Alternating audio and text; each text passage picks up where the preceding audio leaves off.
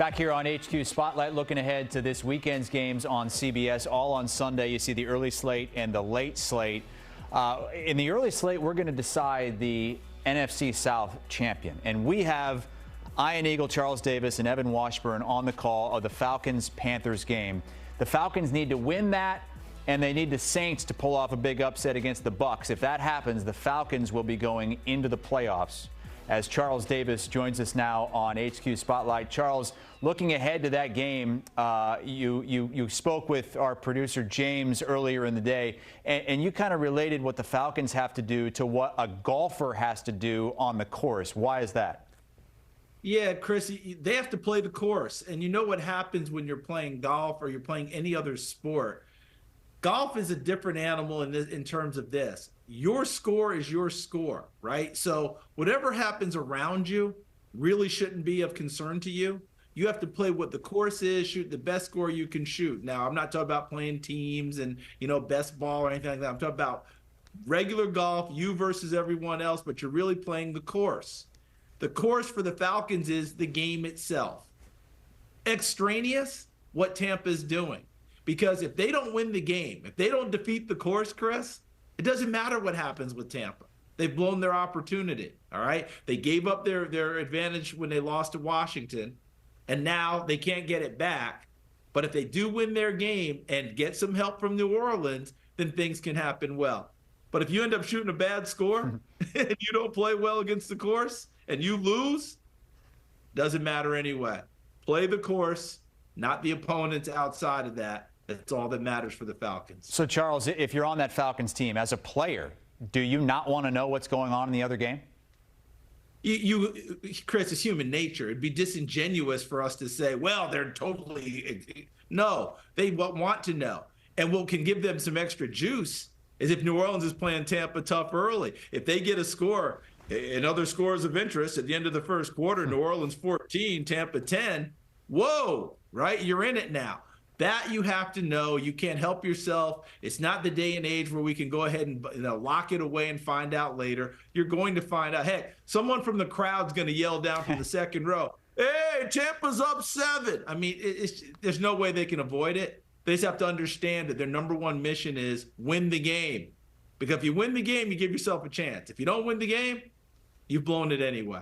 Well, no matter what happens, it seems like they made the right choice in doing something that blew a lot of our minds on draft night, which is drafting Michael Penix after they went out and got Kirk Cousins.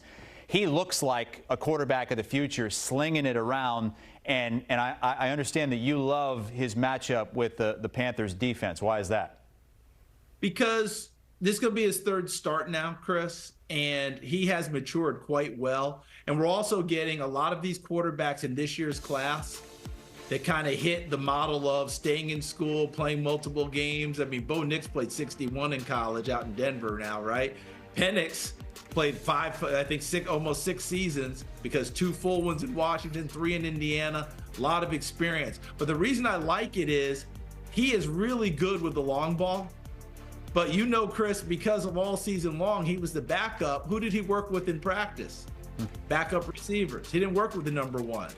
So he and the number ones are still getting to know each other, timing off a little bit. But this is the 3rd straight game they're going to play together. That means it's the 4th straight week he's been running the number 1 offense in practice.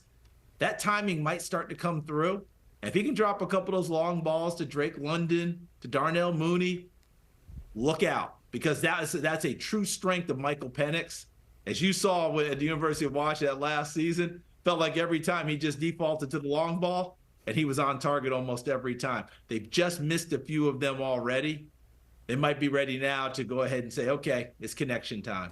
Well, he's hoping to have at least another game to play. Bryce Young, this is going to be it as he finishes up what's been a really up and down, and early on it was way down, second season in the NFL. But he has shown that he does have something to give, and he's going to be pressured in this game, I know. But why do you believe the start of this game in particular is more important for him than maybe anybody? We saw it last week against Tampa, Chris.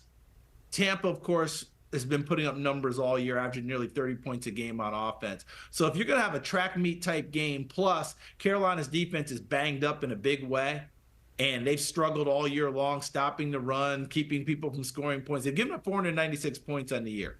They're about to give up 500, all right? So that's been a struggle. That means he and that offense have to rally to not just stay with the team they're playing, but to give themselves a chance to win. They can't have empty possessions. They can't have times where they turn the ball over. They can't come off the field without at least kicking a field goal. That's a lot to ask of a young quarterback, but that's what you carry with you when you're the #1 overall pick, and that's what your team needs. He's got to rally right from the beginning and then stay with it. You know what I'm saying? Because we've all heard about the 100-meter dash people, right? 100-meter sprinters. It seems like they accelerate and get faster. Science proves that you get to top speed and you maintain and you slow down less than the other people. So it looks like you're going faster.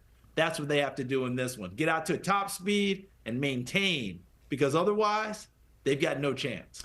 Do you think he's proven enough? Because some of the other second-year quarterbacks, Will Levis out there, it seems like the jury is in on him, and he might be out in Tennessee. But has Bryce Young done enough to warrant the Panthers sticking with him as the starter for next season? Yeah, I wish I could, get into Dan Morgan, the GM's mind, and know what he and the scouts are thinking. But it feels like the answer is yes, Chris, because remember, wherever Carolina is going to pick, it's not going to be at the top of the draft this time, right? Right now, I think they're sitting in the 6th spot, and they can't improve that much. And I don't know that they're going to use draft capital to go get a quarterback in this year's draft anyway, because I'm not sure they would evaluate him the same way.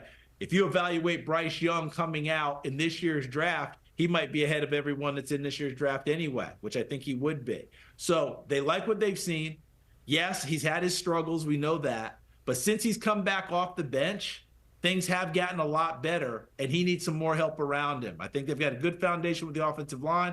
Chuba Hubbard as a running back. They're going to need more people out wide besides Adam Thielen that he can depend on catching the football. And last but not least, we always talk about his size. He stands in under pressure and has done so well these last 8 games. It's been almost surprising to even me how well he stood in there and delivered, and I think he'll continue to do that. You mentioned the P word, pressure. He's been under it, well, his whole career, but especially after being a #1 overall pick. That's proverbial pressure. But how about real pressure against this Atlanta Falcons pass rush? Yeah, how about the Falcons pass rush? At one point, they'd had 10 sacks for the year. And Chris, when you look at their numbers for the season, I think they're still like 29th, 30th, 31st in the league in sacks. But lately, you see the numbers up there now. 21 sacks in the last 4 weeks of the season. They came off of their open week. They did some schematic changes. They figured out how to scheme some guys free. And so now Grady Jarrett provides pressure from inside. Arnold Ebiketie and Matthew Judon coming off the edges. And then Caden Ellis, their inside linebacker, has been a revelation. He's going to have 150 tackles plus when this season is over. But he also has like 34 pressures rushing the quarterback from inside. So they found ways in Jimmy Lake's defense to start to get after the quarterback. It stops with them stopping the run and now turning these guys loose. So they've seen the tape. They've seen Kansas City come after Bryce Young. They've seen Tampa come after Bryce Young. Varying degrees of success.